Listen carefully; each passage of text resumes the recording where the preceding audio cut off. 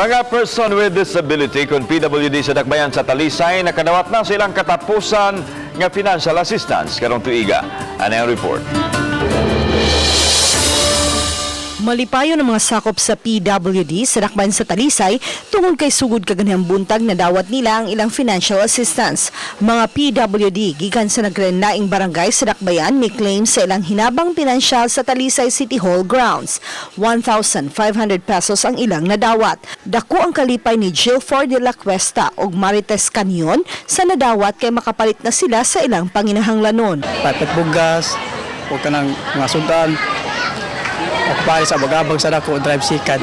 Para palit og tambal, maintenance ba? Matag person with disability makadawat og tag 3,000 pesos matag tuig. Unang gihatag ang 1,500 pesos niadtong Hulyo. Ang Talisay City adunay 2,051 ka narehistrong PWD. Uban ni Renante Quinones, Chona Carrion, Balitang Bisdak.